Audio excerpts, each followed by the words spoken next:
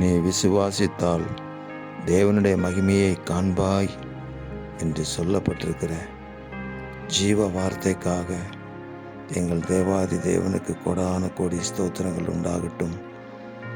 ஆண்டவராகிய இயேசு கிறிஸ்துவின் நாமத்தையும் அவருடைய வார்த்தைகளையும் விசுவாசிக்கிற ஒவ்வொருவருடைய வாழ்க்கையிலும் தேவனுடைய மகிமை அளவில்லாமல் வெளிப்பட வேண்டும் என்று நாங்கள் ஜெபிக்கிறோம்.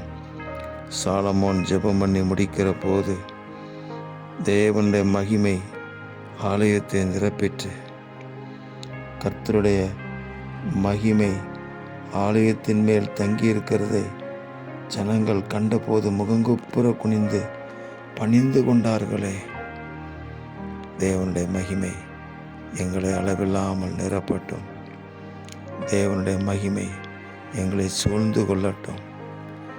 தேவனுடைய மகிமை அற்புதங்களாக, அடையாளங்களாக எங்கள் வாழ்க்கையின் மூலமாக வெளிப்படட்டும்.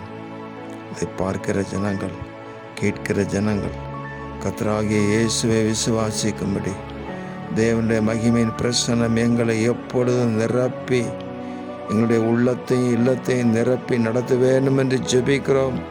தேவரீர் அப்படி செய்கிறதற்காக ஸ்தோத்திரம். இரட்சகர் இயேசு கிறிஸ்துவின் நாமத்தில் ஜெபிக்கிறோம் பிதாவே.